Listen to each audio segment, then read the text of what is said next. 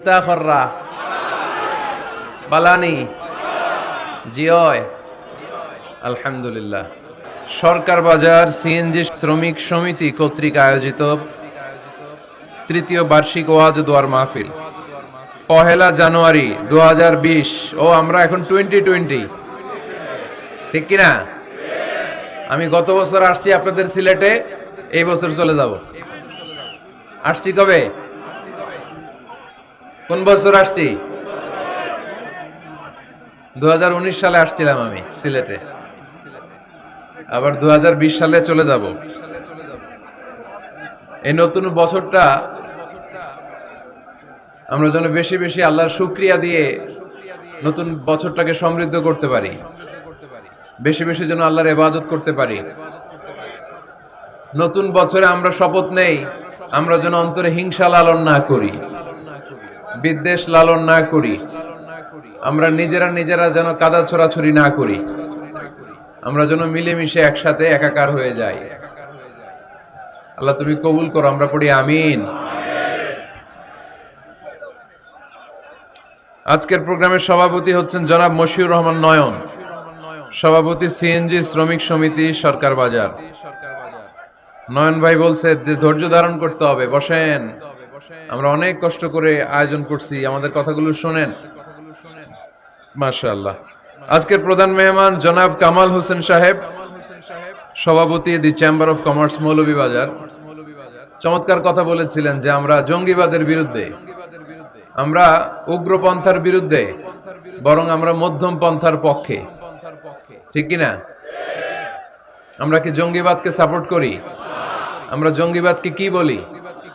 আমরা জঙ্গিবাদকে না বলি না। আওয়াজ করে বলেন, জঙ্গিবাদকে কি বলি? চরমপন্থাকে কি বলি? বিশৃঙ্খলাকে কি বলি?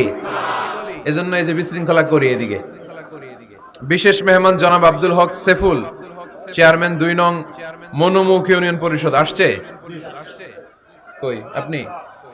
মাশাআল্লাহ, 2 চেয়ারম্যান 2 দিকে।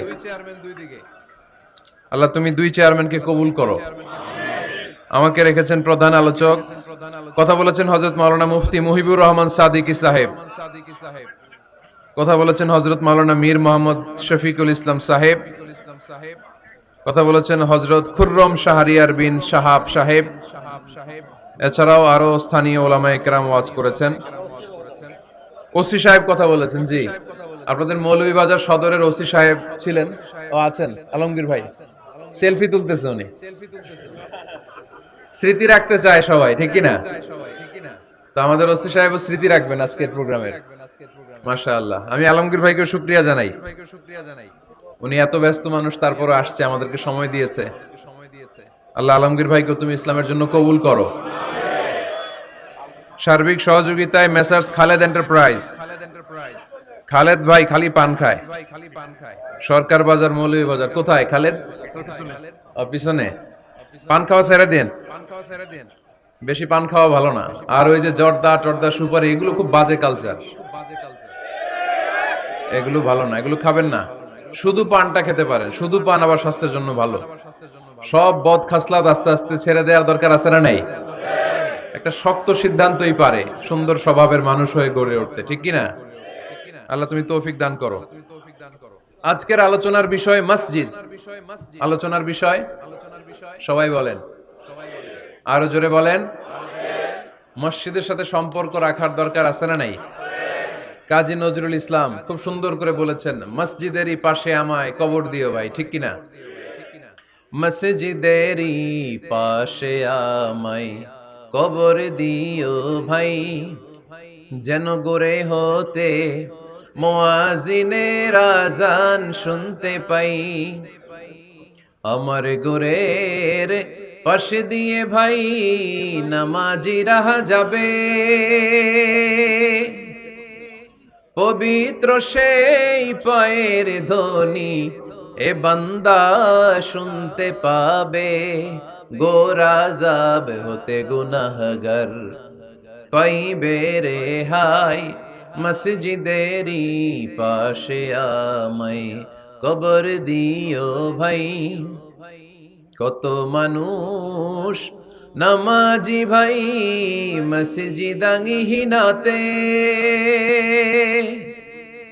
আল্লাহর নামের জিকির করে লুকিয়ে গভীর রাতে, আমি তাদের সাথে ওই আল্লাহর নাম জপতে চাই, আল্লাহর নাম জপতে চাই। পড়েন সবাই। মসজিদেরই পাশে আমায় কবর দিও ভাই, যেন গড়ে হতেও মুয়াজ্জিনের আযান শুনতে পাই। চিল্লায় পড়তে হবে আমিন। কি দরদ ছিল আমাদের জাতীয় কবি কাজী নজরুল ইসলামের, মসজিদের পাশে আল্লাহ তুমি আমার কবর দিও। আল্লাহ এই দোয়াটা কবুল করে নিয়েছে, ঠিক কি না? ওনার কবরের পাশে মসজিদ আছে না নাই? আছে। এজন্য মসজিদের সাথে সম্পর্ক জুড়ে দেওয়া এটা ইমানদারের আলামত, আর মসজিদকে ঘৃণা করা এটা মুনাফিকের আলামত। এজন্য আমরা যেন আমাদের হৃদয়টাকে মসজিদের সাথে জুড়ে দেই, মসজিদের সাথে যেন সুসম্পর্ক থাকে। মসজিদ সবার, মসজিদ নিয়ে দলাদলি নাই। দলাদলি আছে অনেক জায়গায়, হানাফি মসজিদ, আহলে হাদিস মসজিদ এরকম আমরা দেখি বা শুনি, এটা ঠিক না। হানাফি মসজিদ বলে কোনো কথা নাই, আহলে হাদিস মসজিদ বলে কোনো কথা নাই। মসজিদ সবার। ছোট্টখাট্ট বিষয় নিয়ে মসজিদে মারামারি, একজন হাত তোলে আরেকজন তোলে না, কিলাকিলি আছে না নাই? একজন বলে জোরে আমিন, আরেকজন আস্তে আমিন, মারামারি আছে না নাই? এগুলো কি মারামারি করার কোনো বিষয়? কথা বলেন। সালাতে ফরজ আছে, ওয়াজিব আছে, সুন্নাহ আছে। খেয়াল করে বুঝবেন, ফরজ যদি নষ্ট হয় সালাত ভঙ্গ হয়, you have to repeat your সালাহ। ওয়াজিব নষ্ট হলে সালাত ভঙ্গ হয় না, নতুন করে পড়া লাগে না, সেজদায় সাহু দিলেই সালাত আদায় হয়ে যায়। আর সুন্নাহ নষ্ট হলে নামাজ নষ্টও হয় না, নতুন করে পড়াও লাগে না, সৌ সেজদাও লাগে না, নামাজ আদায় হয়ে যায় সুন্নাহ নষ্ট হলে। এই যে হাত তোলা না তোলা এটা সুন্নাহ, আমিন জোরে বলা না বলা এটা কি সুন্নাহ, যেটা কোনো কারণে কেউ না করলেও তার নামাজ কবুল করে নিবে কে? আর এই সব সুন্নত লয়ে আমগো দেশে কিলাকিলি। মৌলভীবাজারে মাশাআল্লাহ এগুলা নাই, এখানেও আছে। এগুলার অবসান ঘটুক, আমরা চাই কি চাই না? আর কত এই ছোটখাটো বিষয় নিয়ে আমরা এই বিভেদের প্রাচীর আর দেয়ালকে উঁচু করব আমাদের মাঝখানে? কবে আমরা ঐক্যের সিন্ডিকেট করব? কবে? আর কবে সাদা মনের মানুষ হব? কবে? আর কত? অনেক হয়েছে, আন্না এবার থামেন। বিভেদের প্রাচীরকে ভেঙে চুড়িয়ে দেন। ঐক্যের এমন সিন্ডিকেট গড়তে হবে যাতে কোনো অপশক্তি এই ঐক্যকে ভাঙতে না পারে, বানচাল করতে না পারে। চিল্লায় বলেন ঠিক কিনা? এজন্য মিউচুয়াল রেসপেক্টের দরকার, পারস্পরিক শ্রদ্ধাবোধ সব ক্ষেত্রে, রাজনীতিতে, সামাজিক অ্যাক্টিভিটিসে আমাদের আলেম ওলামাদের মধ্যে পারস্পরিক শ্রদ্ধাবোধের দরকার, মিউচুয়াল রেসপেক্ট। কেউ কাউরে রেসপেক্ট করে না, আমি যেটা বুঝছি এটাই সব, বাকি সব হারাম, এরকম বলে না অনেকে? এরকম যেন না করি। তাহলে মসজিদ সবার। মসজিদ, আল্লাহর হাবিব সাল্লাল্লাহু আলাইহি ওয়াসাল্লাম খ্রিস্টানদেরকে মসজিদে ঢুকতে দিয়েছেন, আর আমরা মুসলমান ভাইয়ের জন্য মসজিদে তালা ঝুলাই দেই, আছে না নাই? আল্লাহর হাবিব সাল্লাল্লাহু আলাইহি ওয়াসাল্লাম কোথাও গেলেই প্রথমে মসজিদ বানাতেন। কি বানাতেন? মসজিদ বানাতেন। মক্কা থেকে হিজরত করে মদিনায় আসলেন, কোবায় থাকলেন কয়েক সপ্তাহ। কোবা পল্লীতে তিনি মসজিদ বানালেন, মসজিদ কোবা।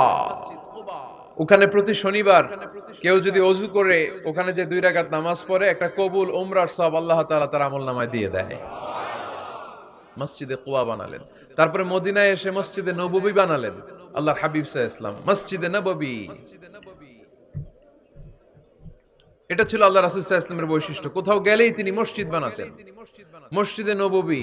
হায় রে, এখন তো কত সুন্দর মসজিদ আমরা দেখি, আমরা যে সালাত পড়ি। আল্লাহর হাবিব সাল্লাল্লাহু আলাইহি সাল্লামের সময় মসজিদে নববী কি এরকম ছিল? কথা বলেন। ফ্লোর ছিল বালুর ফ্লোর। কিসের ফ্লোর? আমাদের মসজিদের ফ্লোর কিসের? টাইলস। আর আল্লাহ রাসূল সাল্লাল্লাহু আলাইহি ওয়াসাল্লামের মসজিদে নববীর ফ্লোর কিসের? কথা বলে না তো আওয়াজ করে উত্তর দেন না কেন? কষ্ট হচ্ছে? দুপুরে খাইছেন না সবাই? কেন খান নাই কেন? রোজা রাখছিলেন? হ্যাঁ, ফজর বাদে আইছি। আচ্ছা ঠিক আছে, ঠিক আছে। আচ্ছা আচ্ছা, সাউন্ড নাই, কথা শোনা যায় না? তো এটা শুনলা কেমনে? জিজ্ঞেস করলাম কথা শোনা যায় না, কয় না। তো এটা শুনলা কি করে? মানে অল্প শোনা যায়, তাই তো? একটু পরে আমার বিদায় ঘন্টা বাজবে, আমি চলে যাব। এই তোমরা ডিস্টার্ব করতে করতে আমার সময় শেষ। তোমরা ডিস্টার্ব করলে তোমাদের লস। আমি আমার টাইমের 1 মিনিটও বেশি যেতে পারবো না, কারণ এখানে আসরের সালাতের আজান শুরু হয়ে যাবে, এরপরে কোনো কথা নেই। আর বক্তব্য লম্বা করা এটা বেদাত। এই বেদাতকে আমি সুন্নাতের মধ্যে আনতে চাচ্ছি।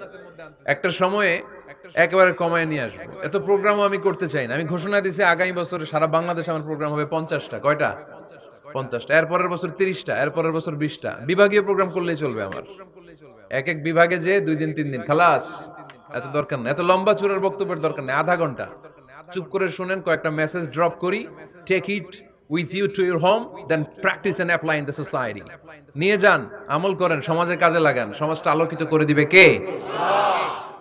খুতাবুকুম তাওয়িলা সালাওয়াতুকুম কাসীরা। আল্লাহর হাবিব সাল্লাল্লাহু আলাইহি ওয়াসাল্লাম বললেন, কিয়ামতের একটা আলামত, কিয়ামতের আগে তোমাদের বক্তব্য হয়ে যাবে লম্বা, সালাত হয়ে যাবে খাটো। সালাতের পরে তাসবিহ পড়তে চায় না লোকজন, ব্যস্ত, মহা ব্যস্ত, সুপার বিজি। কোত্থেকে আসলে এই ব্যস্ততা? আপনি রবের সাথে মুনাজাত, না যাই ইউনাজি মুনাজাত, আপনার রবের সাথে একাকী নীরবে কথা বলতে মনে চায় না আপনার? এত তাড়াহুড়ো কিসের?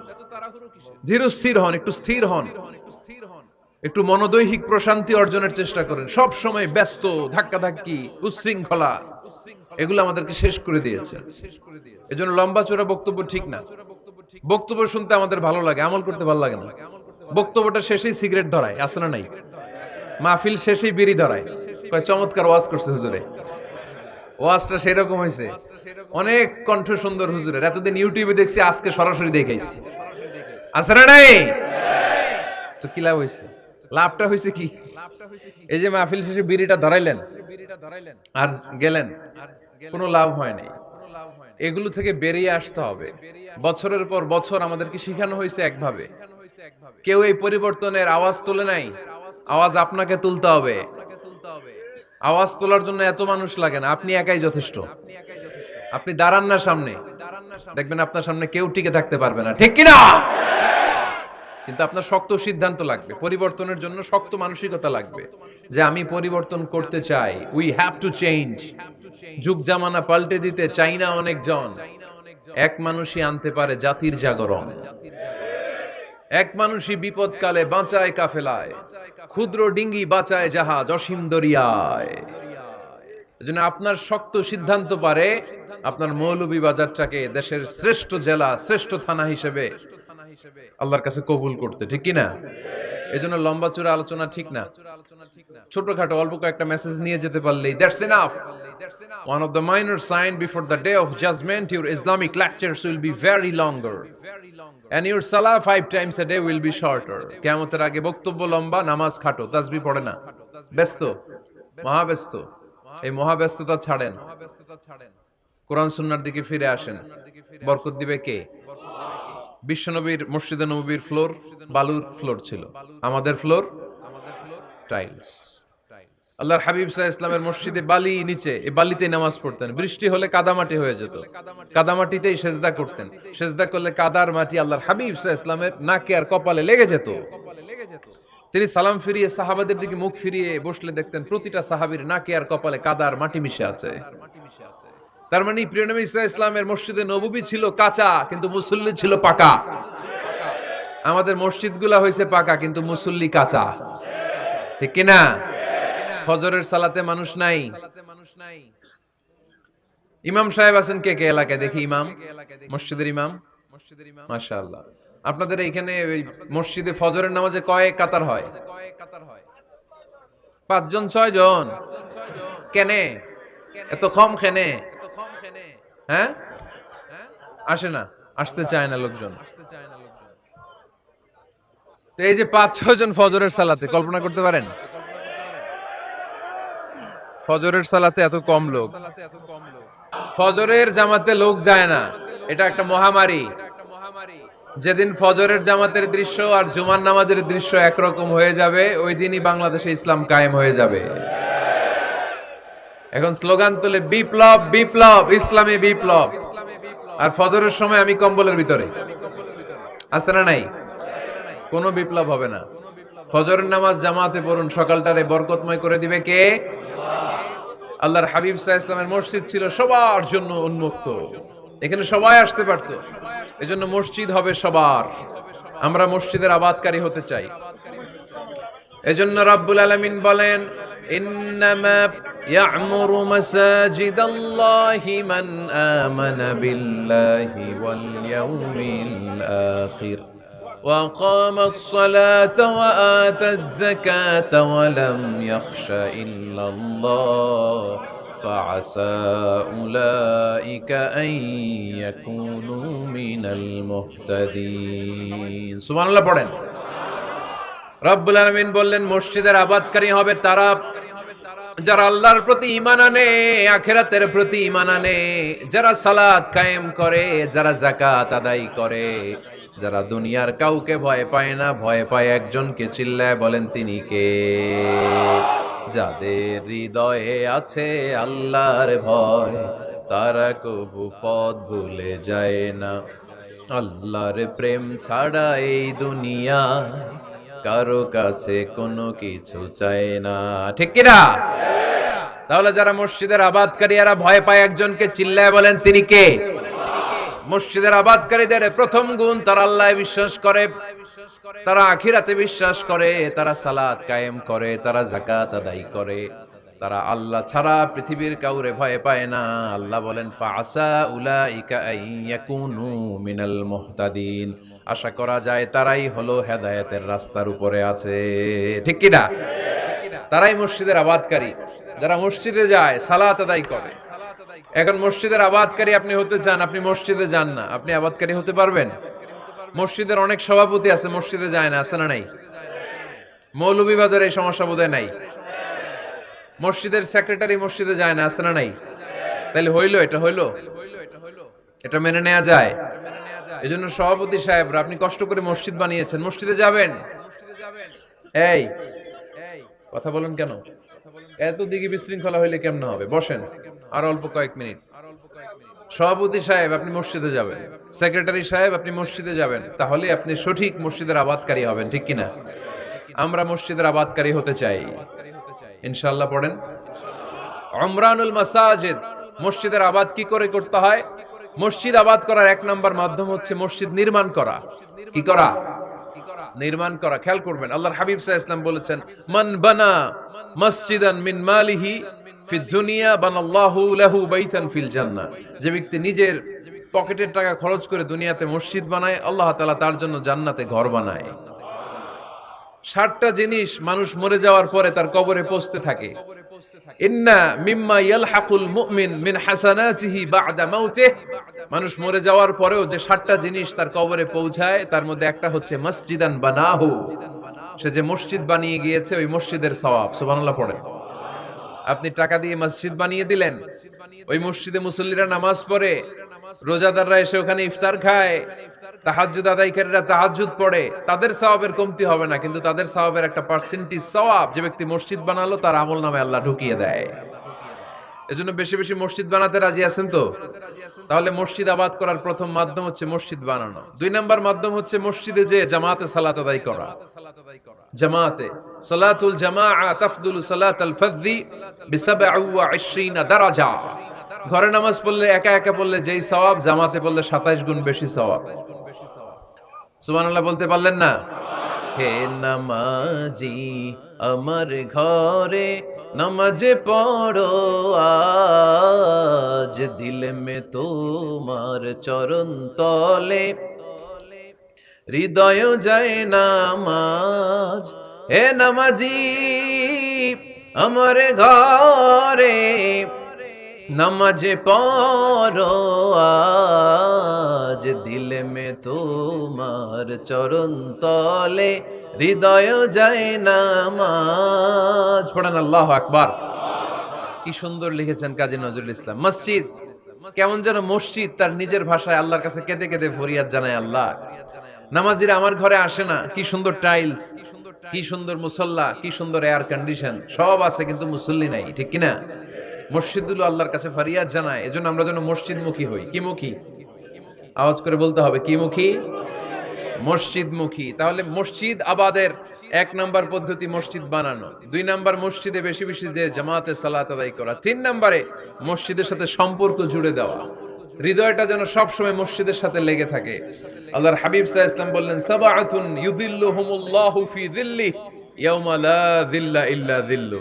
7 শ্রেণীর ব্যক্তিকে আল্লাহ তাআলা কিয়ামতের দিন আরশের নিচে ছায়া দিবে, যেদিন আল্লাহর আরশের ছায়া ছাড়া কোনো ছায়া পৃথিবীতে থাকবে না। সেই দিনটা কি এই দিনের মতো? কিয়ামতের দিনটা আজকের এই দিনের মতো হবে? 50,000 বছর হবে। এটা লেন্থ, এটা ডিউরেশন। কাআন সাফসাফা লা তারা ফিহা ইওয়াজা ওয়ালা আমতা, লেভেল প্লেইং ফিল্ড, তামার জমিন। একটু কল্পনা করেন তো ওই দিনটা কত ভয়ঙ্কর। বাবা ছেলেরে চিনবে না ওই দিন, ছেলে বাবারে চিনবে না, স্ত্রী স্বামীকে চিনবে না, স্বামী স্ত্রীকে চিনবে না, পীর সাহেব মুরিদ চিনবে না, মুরিদ পীর সাহেবকে চিনবে না, নেতা কর্মীকে চিনবে না, কর্মী নেতাকে চিনবে না।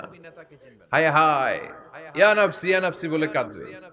সূর্যটা মাথার কাছে চলে আসবে, সূর্যের তাপে মাথার মগজগুলো গলে গলে নাকের ছিদ্র আর কানের ছিদ্র দিয়ে টপ টপ করে বেয়ে বেয়ে পড়বে।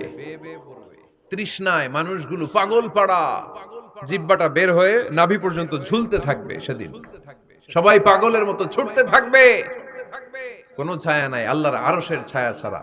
আল্লাহর হাবিব বললেন 7 শ্রেণীর ব্যক্তিকে আল্লাহ তাআলা আরশের নিচে ছায়া দিবেন। এর মধ্যে 1 শ্রেণীর ব্যক্তি রাজুলুন কলবুহু মুআল্লাকুন বিল মাসাজিদ, ওই ব্যক্তি যার হৃদয়টা সব সময় আল্লাহর মসজিদের সাথে লেগে থাকে। মসজিদের সাথে যার হৃদয় লেগে থাকে তাকে আরশের নিচে ছায়া দিবে কে? এজন্য মসজিদের সাথে যেন আমাদের হৃদয়গুলো লেগে থাকে। অনেকেই দেখবেন এত ভালো নামাজে, জোহর পরে টেনশন করে আসরটা কই পড়বো, আসর পরে চিন্তা করে মাগরিবের সময় আমি কোথায় থাকবো, মাগরিবের সময় টেনশন, ইস এশাটা হয়ে গেলেই তো শেষ। এরকম লোক আছে না নাই? এদেরকে সেই কঠিন ভয়াবহ দিনে আরশের নিচে ছায়া দিবে কে? তারপরে মসজিদ আমাদের 4 নাম্বার পদ্ধতি মসজিদকে পরিচ্ছন্ন রাখা, মসজিদকে ঝাড়ু দেয়া। মসজিদকে যারা পরিষ্কার করে তাদের হৃদয়ের যন্ত্রণা দূর করে দেয় কে? সাইয়েদনা ইব্রাহিম আলাইহিস সালাম এবং ইসমাঈল আলাইহিস সালামকে আল্লাহ তাআলা আদেশ করেছেন, তাহহিরা বাইতিয়া লিত-তাইফিনা ওয়াল আকিফিনা ওয়ার রুকআই সুজুদ। হে ইব্রাহিম ইসমাঈল, বাপ বেটা দুইজন মিলে মসজিদ ঝাড়ু দাও। কি ঝাড়ু দাও? মসজিদেরি ঝাড়ু বড়দার, ও কামারে হাত শোনো আমারে মুনাজাত। পড়েন, শোনো শোনো ইয়া ইলাহি আমারে মুনাজাত, শোনো আমারে মুনাজাত। পড়েন আমিন। মসজিদ ঝাড়ু দেওয়া মসজিদ আবাদের অন্তর্ভুক্ত। আপনারা কেউ কোনোদিন মসজিদ ঝাড়ু দিয়েছেন নাকি? কে কে দিয়েছেন দেখি? সবাই সবাই মসজিদের খাদেম? মাশাআল্লাহ, আমিও দিছি মসজিদ ঝাড়ু, অনেক দিছি। মাশাআল্লাহ, আল্লাহ তুমি কবুল করো।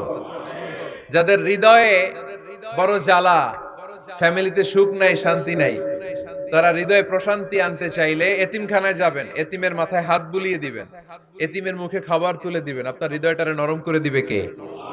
আল্লাহর ঘর মসজিদে যাবেন, নিজ হাতে মসজিদটারে একটু পরিষ্কার করে দিবেন, আপনার জীবনটারে উজালা করে দিবে কে? তাহলে এগুলো করার মাধ্যমে আমরা মসজিদের আবাদ করতে চাই। আমরা মসজিদের আবাদকারী হতে চাই কি চাই না? আল্লাহর ঘর মসজিদ আবাদ করার মতো শ্রেষ্ঠ কাজ পৃথিবীতে হতে পারে না। এই মসজিদের কিছু আদব আছে, আল্লাহ রাসূল সাল্লাল্লাহু আলাইহি ওয়াসাল্লাম বলেছেন এই আদবগুলো মেইনটেইন করে যেন আল্লাহর ঘর মসজিদের সাথে আমরা ব্যবহার করি। মসজিদের 1 নাম্বার আদব হচ্ছে মসজিদে ওযুর সাথে প্রবেশ করা। কিসের সাথে? ওযু করে পরিচ্ছন্ন হয়ে মসজিদে প্রবেশ করা। এজন্য অপবিত্র অবস্থায়, গোসল ফরজ, এরকম অবস্থায় মসজিদে ঢোকা যাবে? কথা বলেন, ঢোকা যায়? যেই নারীদের মাসিক চলতেছে, মেনস্ট্রুয়েশনাল পিরিয়ড চলতেছে, ওই নারীদের পক্ষে মসজিদে ঢোকা জায়েজ আছে? নাই। তাহলে এটা হলো 1 নাম্বার আদব। মসজিদে ঢোকার সময় কি করে ঢুকবো? ওযু করে। আওয়াজ করে বলেন, কি করে ঢুকবো? ওযু করে। 2 নাম্বার আদব হচ্ছে মসজিদে যাওয়ার সময় সবচেয়ে ভালো জামাটা পরে যাব, সবচেয়ে ভালো পাঞ্জাবিটা পরে যাব। জানতো আপনারা? না সবচেয়ে সিরাটা পরে যান? হ্যাঁ, অনেকের নামাজের জন্য একটা পুরান জামা আছে, সিরা পারা, এদিকে হাত উঠাইলে দিকতে দেখা যায়, আছে না নাই? সবচেয়ে সিরাপাড়াটা রাখে নামাজের জন্য, কপাল পোড়া। আর সুন্নাতে খাতনার অনুষ্ঠানে গেলে মাশাআল্লাহ লেহেঙ্গা গায়ে দিয়ে যায়, আছে না নাই? না, আপনি ইবাদতের জন্য সবচেয়ে সুন্দর জামাটা রাখবেন। এজন্য রাব্বুল আলামিন বলেন, ইয়া বানি আদম খুযু জিনাতাকুম ইনদা কুল্লি মসজিদ। ও বনি আদম, তুমি যখন আল্লাহর ঘর মসজিদে ঢুকবা, ও বনি আদম, তুমি যখন নামাজের মুসল্লায় দাঁড়াবা, তোমার সবচাইতে দামি, সবচাইতে সুন্দর জামাটা গায়ে দিয়ে তুমি নামাজে দাঁড়াও। ঠিক কি না? তাহলে এখন মসজিদে যাওয়ার সময় কি গায়ে দিয়ে যাবেন বলেন? খিতা করবাইন, হ্যাঁ মাশাআল্লাহ, হ্যাঁ সবচেয়ে ভালো কাপড়টা আয়রন করে পারফিউম মেখে তারপরে আমরা যাব। রাজি আছেন তো? 3 নাম্বার আযাব হচ্ছে মসজিদে ঢোকার সময় বাম পা দিয়ে ঢুকতে হয়।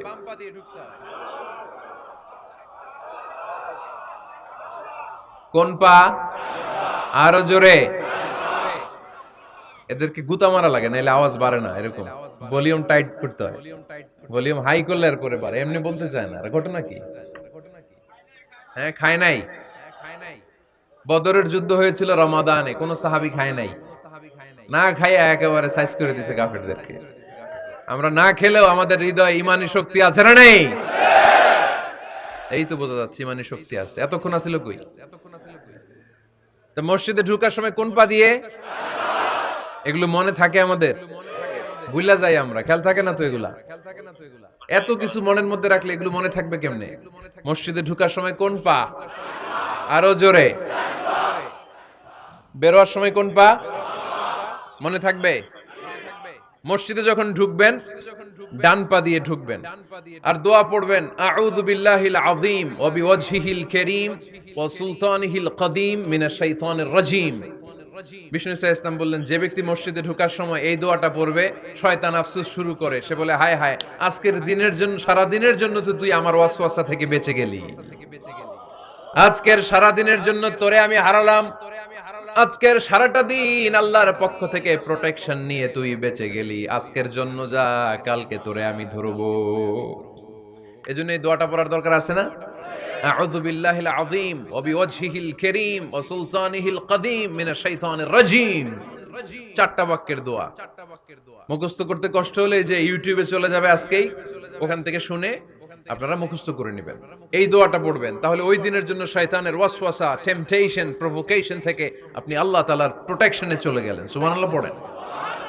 তারপর আল্লাহর হাবিব বললেন, ঢোকার আগে আমারে সালাম দাও।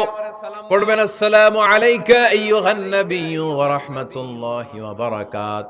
এই দুইটা জিনিস যখন করে ফেললেন, তখন ডান পা দিয়ে পড়বেন, আল্লাহুম্মা আফতাহ লি আবওয়াবা রাহমাতিক। সুবহানাল্লাহ পড়েন। আল্লাহুম্মা আফতাহ লি, ও আল্লাহ আমার জন্য তুমি খুলে দাও আবওয়াবা রাহমাতিক, তোমার রহমতের দরজা। তার মানে মসজিদে ঢুকলে রহমত পাওয়া যায় কি যায় না? মসজিদে ঢুকলে পাওয়া যায় রহমত, মসজিদের বাইরে রহমতের কথা আল্লাহ বলে নাই। মসজিদের ভিতরে রহমত। কোথায় রহমত? কোথায়? মসজিদের ভিতরে রহমত আছে না? তার প্রমাণ, মসজিদে ঢুকলেই শান্তি লাগে কেমন জানি, আর ঘুমে ধরে। মসজিদে ঘুমাইছেন কারা কারা দেখি? সবাই ঘুমাইছেন? আরে আমি কত ঘুমাইছি।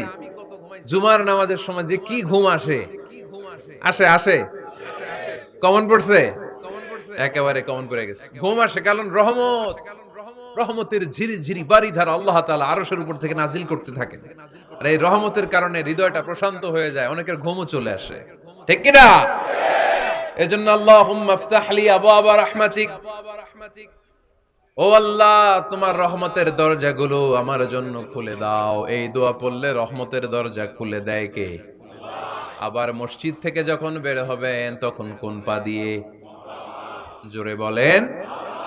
বাম পা দিয়ে কি পড়বেন? আল্লাহুম্মা ইন্নী আসআলুকা মিন ফাদলিক, ও আল্লাহ তোমার কাছে আমি তোমার পক্ষ থেকে ফদল চাই, মানে রিজিক চাই। রিজিক দেওয়ার মালিক কে? তার মানে খুব সোজা সাপটা কথা হচ্ছে, মসজিদের ভিতরে পাওয়া যায় রহমত, আর বাইরে পাওয়া যায় ফদল বা রিজিক। বাইরে পাওয়া যায় কি? রিজিক। মসজিদের ভিতরে রিজিক আছে। তার মানে সারাদিন মসজিদে বসে থাকলে রিজিক মিলবে? নামাজের সময় নামাজ পড়তে হবে, কাজের সময় কাজ করতে হবে। এটাই হচ্ছে ইসলামের বিধান। নামাজের সময় নামাজ। কাজের সময়? আমি প্রশ্ন করব, আওয়াজ করে উত্তর দেন। নামাজের সময়? কাজের সময়? নামাজের সময়? কাজের সময়? এটা মনে থাকবে? এজন্য আল্লাহ বললেন ফাইদা কুদিয়াতিস সালাতু ফান্তাশিরু ফিল আরদি ওয়াবতাগু মিন ফাদলিল্লাহ। যখন তোমাদের সালাত শেষ হয়ে যায়, আল্লাহর রিজিক অন্বেষণের জন্য আল্লাহর জমিনে তোমরা ছড়িয়ে যাও। নামাজের সময় আসবেন, নামাজ শেষ বের হয়ে যান। ফান্তাশিরু ফিল আরদ, জমিনে ছড়িয়ে পড়ো। নামাজ শেষ, চেয়ারম্যান সাহেব চলে যাবে ইউনিয়ন পরিষদের ভেতরে, ছাত্ররা চলে যাবে হাই স্কুলে, মেম্বার অফ দ্য পার্লামেন্ট চলে যাবে সংসদে, সেনাবাহিনীর লোকেরা চলে যাবে ক্যান্টনমেন্টে, ব্যবসায়ীরা চলে যাবে তাদের বাজারে, সিএনজি ওয়ালারা সিএনজি নিয়ে ব্যবসা শুরু করবে, রাস্তায় নেমে যাবে, চিল্লায় বলেন ঠিক কিনা? এটাই ইসলামের বিধান। নামাজের সময় নামাজ, কাজের সময়। আচ্ছা, তাহলে প্রথম সুন্নাত পেলাম, পবিত্র হয়ে ঢুকবো, ভালো জামা পরে ঢুকবো 2 নাম্বার। 3 নাম্বার, ঢুকার সময় কোন পা, বের হওয়ার সময়। 4 নাম্বার, মসজিদে ঢুকেই 2 রাকাত। মসজিদে ঢুকে কয় রাকাত পড়েন আপনারা?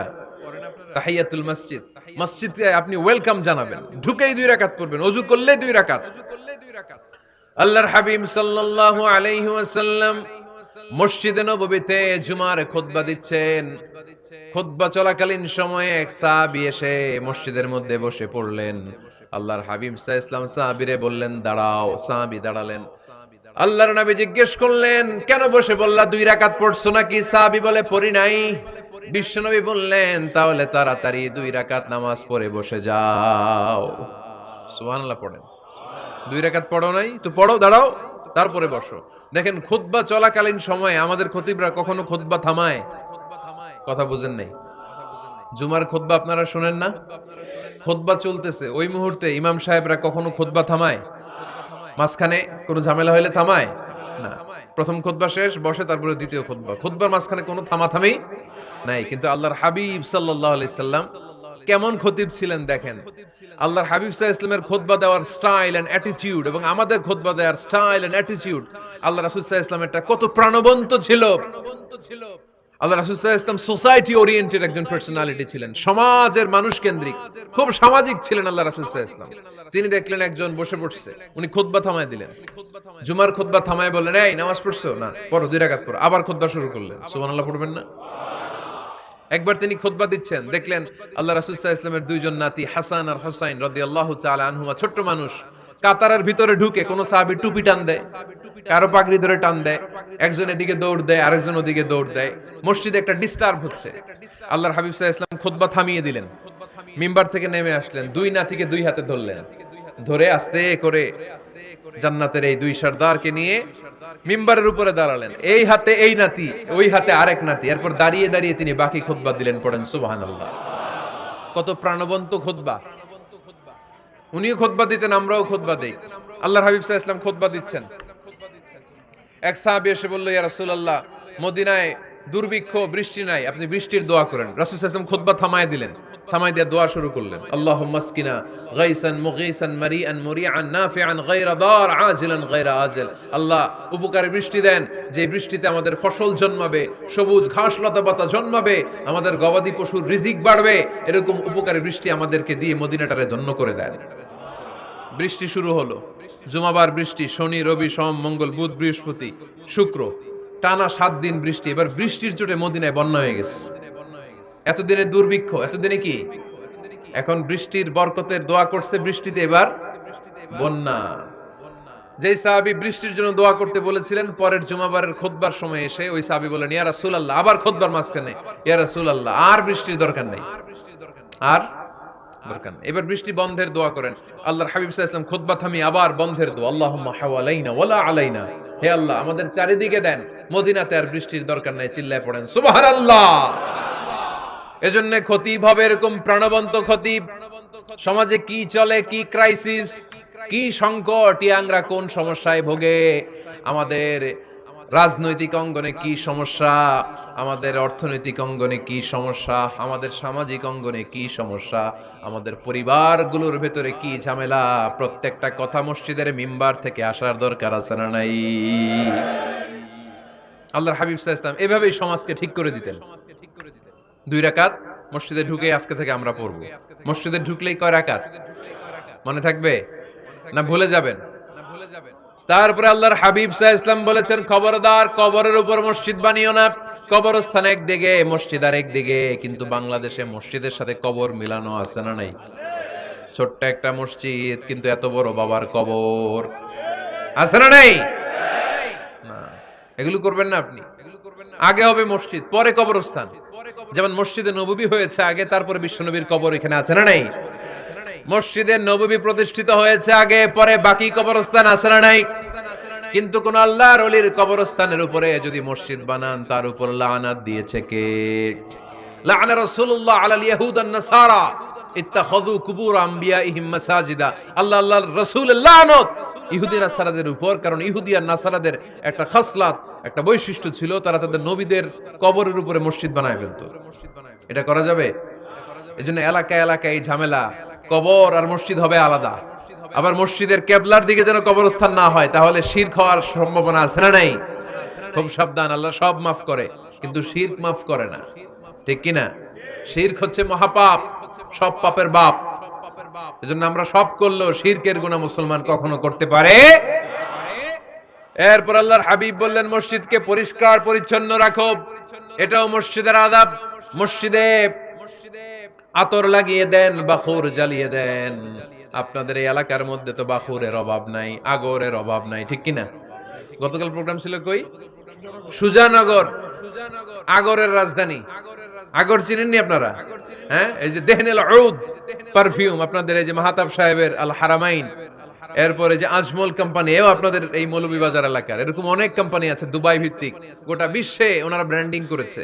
এগুলোর র ম্যাটেরিয়াল, কাঁচামাল যায় হচ্ছে আপনাদের মৌলভীবাজার থেকে। ছেলের বউ শাশুড়ির ওয়াজ গতকাল করছে, শুনে নিন। শাশুড়ি আর বৌমার কিলাকিলি, গতকালের ওয়াজের বিষয় ছিল কি?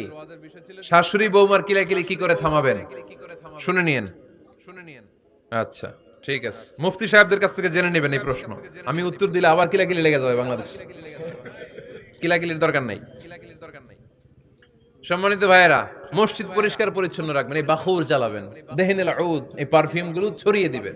মসজিদের মধ্যে অনেক মসজিদে দুর্গন্ধ আছে না নাই? এই কার্পেটের মধ্যে ময়লা, পরিষ্কার করে না। আল্লাহর হাবিব সাল্লাল্লাহু আলাইহি ওয়াসাল্লাম বলেছেন, খবরদার। আম্মা জান আয়েশা বর্ণনা করেন, আমার রাসূলুল্লাহ সাল্লাল্লাহু আলাইহি ওয়াসাল্লাম বিবিনাইল মসজিদ ফি দুয়ার ওয়া আন তুতাইয়াবা ওয়া তুনাযাফ। আমরা যেন এলাকা এলাকায় মসজিদ বানাই, মসজিদগুলোকে যেন পারফিউম দিয়ে, আতর দিয়ে সুগন্ধময় করে দেই। বিশ্বনবী আদেশ করেছেন, সুবহানাল্লাহ পড়েন। এজন্য কোনো অপরিচ্ছন্ন মসজিদ থাকতে পারবে না। মসজিদের পাশ দিয়ে গেলে আতরের ঘ্রাণে আমোদ হয়ে লোকজন যেন বুঝতে পারে এটা আল্লাহর ঘর, মসজিদ। চিল্লায় বলেন ঠিক কি না? এরপর আল্লাহর হাবিব সাল্লাল্লাহু আলাইহি ওয়াসাল্লাম বলেছেন, মসজিদের আরেকটা আদব হলো মসজিদকে অতিমাত্রায় ডিজাইন না করা। বেশি ডিজাইন করা যাবে না। এমন ডিজাইন করা যাবে না যে এটা মসজিদ বুঝাই যায় না। এত লাইটিং ফাইটিং করে, এটা কি মসজিদ না কমিউনিটি সেন্টার বুঝাই যায় না। আছে না নাই? আছে। এরকম যেন আমরা না করি সম্মানিত ভাইয়েরা। বিশেষ করে মসজিদের সামনের দেয়ালে। কোন দেয়ালে? সামনের দেয়ালটা, কেবলার দিকে যেই দেয়াল, এই দেয়ালটা হতে হবে ফ্রেশ, যাতে করে মানুষের দৃষ্টি আকর্ষণ না করে। প্রায় মসজিদের দেয়ালের মাঝখানে দেখবেন আপনি ক্যালেন্ডার ঝুলায় রাখে, আছে না নাই? মৌলভীবাজারের কি অবস্থা? খিতা খবর আছে? তো এই যে ক্যালেন্ডার ঝুলায় রাখে, ওইখানে দেখবেন বিভিন্ন মসজিদের ছবি, এতিমখানার ছবি, মানুষের ছবি। তো মানুষ নামাজও পড়ে, আবার ওগুলোও তাকায়, আছে না নাই? প্রথম কাতারে পরে ওইখানে কি লেখা, এগুলো পরে, তার ডিস্টার্ব হচ্ছে না? এই মুসল্লির দৃষ্টি যাতে অন্যদিকে না যায়, এটা খেয়াল রাখতে হবে। যদি পারা যায়, মসজিদের সামনে কোনো ঘড়ি টড়ি চলবে না। ঘড়ি মসজিদের পেছনের দেয়ালে, সময়সূচি পেছনের দেয়ালে, সব পেছনে। সময় কয়টা বাজে ওটা ইমাম দেখলেই চলবে, ইমাম এভাবে দেখে নিবে, আপনারাও দেখে নিবে। কিন্তু সামনের দেয়ালটা যত সিম্পল করা যায়। আল্লাহর হাবিব সাল্লাল্লাহু আলাইহি ওয়াসাল্লাম নামাজ পড়া অবস্থায় সামনে এমন কিছু রাখতেন না যেটার দ্বারা আল্লাহর হাবিব সাল্লাল্লাহু আলাইহি ওয়াসাল্লামের সালাতে মনোযোগ অন্যদিকে চলে যায়। আমরা যখন সালাত পড়ি, যদি অন্যদিকে তাকাই, ফেরেশতার মাধ্যমে আল্লাহ একটা ডাক দেয়, বলে আকবিল, এই বান্দা ফিরে আয়, তোর নজর থাকা দরকার সিজদার জায়গায়, ফিরে আয়। আপনি আবার যখন অন্যদিকে তাকান, আল্লাহ বলে ফিরে আয়, সিজদার দিকে তাকা। আপনি আবার যখন ঘড়ির দিকে তাকান, আল্লাহ বলে আকবিল, ফিরে আয়, সিজদার দিকে তাকা। আপনি যখন আবার অন্যদিকে তাকান তখন আল্লাহ বলে লা হাজাতা লি ইলা সালাতিক, তোর এই নামাজের দরকার আমার নাই। নাউজুবিল্লাহ পড়বেন না? তোর এই নামাজের দরকার আমার নাই। অজু করে কষ্ট করে যাকে খুশি করার জন্য আপনি সালাতে দাঁড়ালেন, উনি যদি বলে এই নামাজের দরকার নাই, তা কার জন্য নামাজ পড়লেন আপনি? কথা কি বুঝতে পেরেছেন? এই জন্য এলাকার গণ্যমান্য ব্যক্তিবর্গ আছে, আমাদের চেয়ারম্যান সাহেব আছে, আরো অন্যান্য বিজনেস ম্যাগনেটরা আছে, আপনারা মসজিদ যখন নির্মাণ করবেন সামনের দেয়ালটা যত সাদামাটা হতে পারে ততই ভালো। এমনকি জায়নামাজের মধ্যে এখন কাবা ঘরের ছবি আছে না নাই? আছে না? কি মুসলমান আমরা, নিজের কাবারে নিজে লাথি মারি নামাজের আগে, মনের অজান্তে নিজের কাবাকে নিজে লাথি মারছি। এরকম জায়নামাজ ব্যবহার করা নিষেধ, চিল্লায় বলেন ঠিক কিনা? সাদা ফ্রেশ জায়নামাজ বাজারজাত করেন, আপনাদের সিদ্ধান্তই ওনাদের ব্যবসা বয়কট হয়ে যাবে। আপনারা যদি এখন থেকে মসজিদের মিনারা আর কাবা ঘরের যে প্রতিকৃতি বা ছবি, এরকম ছবি সম্বলিত জায়নামাজ কিনা বন্ধ করে দেন, এদের মার্কেট থাকবে? কথা বলেন। কালকে থেকে আমরা জায়নামাজ কেনার সময় ফ্রেশ জায়নামাজ কিনবো।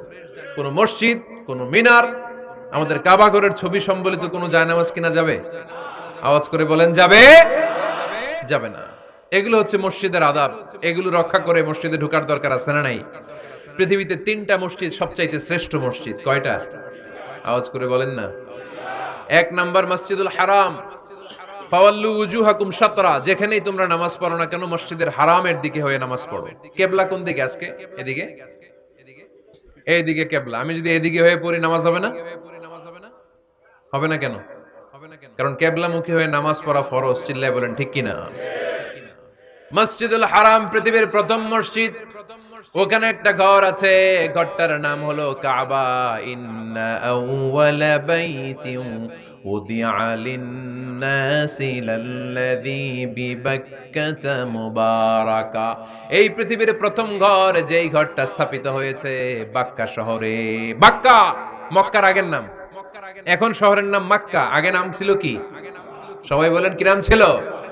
বাক্কা। এটা পৃথিবীর আদি ঘর, সব নবীদের পরশধন্য পদধূলিতে এই জায়গাটা বরকতময় হয়েছে। এটা এমন ঘর যে ঘরের চারদিকে 1 রাকাত নামাজ পড়লে 1 লক্ষ রাকাতের সওয়াব পাওয়া যায়। হজ উমরা করেছেন কে কে দেখি? হজ উমরা করেছেন আপনারা না? মাশাআল্লাহ। আমরা যারা করতে পারি নাই, আল্লাহ তাদেরকেও তৌফিক দাও। আমরা যেন এই কাবা ঘরে যে প্রাণ ভরে সালাত আদায় করতে পারি, আল্লাহ তৌফিক দান করো। আমরা যেন মসজিদে নববীতে যে প্রাণ ভরে সালাত পড়তে পারি, তৌফিক দান করো। আল্লাহর হাবিব সাল্লাল্লাহু আলাইহি ইসলামের কবরের সামনে দাঁড়িয়ে যেন আমরা প্রাণ খুলে মন প্রাণ উজাড় করে বিশ্বনবী সাল্লাল্লাহু আলাইহি ইসলামকে সালাম দিতে পারি, আল্লাহ তৌফিক দান করো। এই কাবা ঘরকে কেন্দ্র করে প্রতিদিন 100টা রহমত নাজিল হয়। আওয়াজ করে বলেন কয়টা? আল্লাহর হাবিব বললেন প্রতিদিন, প্রতিনিয়ত 100টা রহমত নাজিল হতেই থাকে। সিত্তুনা লিত-তাইফিন, 60টা রহমত তাদের উপর নাজিল হয় যারা কাবা ঘরের চারদিকে তাওয়াফ করে। 40 লিল মুসাল্লিন, বাকি 40টা নাজিল হয় যারা কাবা ঘরের পাশে নামাজ পড়ে। ওয়া 20 লিন-নাযিরিনা ইলাল কাবা, বাকি 20টা রহমত প্রতিনিয়ত নাজিল হয় যারা তাওয়াফ করে না, সালাত আদায় করে না, শুধু কাবার গিলাফের দিকে তাকিয়ে থাকে। কাবার দিকে তাকায় থাকলেই সওয়াব। সুবহানাল্লাহ পড়েন। 1 রাকাতে কয় লক্ষ রাকাতের সওয়াব? এজন্য আল্লাহর হাবিব সাল্লাল্লাহু আলাইহি ওয়াসাল্লাম বলেছেন লা তুশাদ্দুর রিহাল ইল্লা ইলা সালাসাতি মাসাজিদা, স্পেশাল ভার্চু এন্ড রিওয়ার্ড, বিশেষ সওয়াবের নিয়তে পৃথিবীর এই 3টা জায়গা ছাড়া কোথাও নিয়ত করে ভ্রমণ করা জায়েজ নাই। 1 হচ্ছে মসজিদুল হারাম, 2 হচ্ছে মসজিদ নববী, 3 হচ্ছে মসজিদুল আকসা। এই 3টা মসজিদ ছাড়া পৃথিবীর কোন মসজিদে নিয়ত করে সফর করা যাবে না, বিশেষ নিয়তে সফর করা যাবে না। যে আমি যদি এই মৌলভীবাজারের জামে মসজিদে যাই বেশি সওয়াব পাওয়া যাবে, এই নিয়তে সফর করা যাবে না। বেশি সওয়াব শুধু এই 3 মসজিদে। মসজিদুল হারামে 1 রাকাতে কত রাকাতের সওয়াব? কথা কয় না। আর মসজিদে নববীতে 1 রাকাতে 1000 রাকাতের সওয়াব। আরেক বর্ণনায় আছে 50,000, বর্ণনাটা দুর্বল। সহিহ বর্ণনায় এসেছে 1 রাকাতে 1000 রাকাতের সওয়াব। মসজিদুল আকসায় সালাত পড়লে 1 রাকাতে, এক বর্ণনায় এসেছে 250 রাকাতের সওয়াব, আরেক বর্ণনায় এসেছে 500 রাকাতের সওয়াব। এই 3টা মসজিদ ছাড়া পৃথিবীর অন্য কোন মসজিদে যে নামাজ পড়লে বেশি সওয়াব হবে, এই নিয়তে সফর করা যাবে? চিল্লায় বলেন যাবে। তবে মসজিদটা দর্শন করার জন্য যেতে পারবেন। মসজিদটা দেখতে কেমন, এটার ক্যালিওগ্রাফিক্যাল ডিজাইন কেমন, এটার আর্কিটেকচারাল ডিজাইন কেমন, এটার দৃষ্টিনন্দন সৌন্দর্য কেমন, মসজিদটা দেখতে কেমন, দেখতে যেতে পারবেন, কিন্তু বিশেষ সওয়াব রিওয়ার্ড এই তিনটা মসজিদ ছাড়া অন্য কোনো মসজিদের জন্য হবে না। এই মসজিদ হচ্ছে আমাদের সামাজিক ঐক্যের কেন্দ্রবিন্দু, এটা হচ্ছে আমাদের কমিউনিটি সেন্টার। আমরা শুধু নামাজের জন্য মসজিদকে ইউজ করি, এছাড়া আরো অনেক ইউসেজ আছে মসজিদের। খেয়াল রাখবেন, আমাদের মুসলমানদের মসজিদ হিন্দুদের মন্দিরের মতো নয়। কোথায় আজান হইছে? শেষ করে দিব না?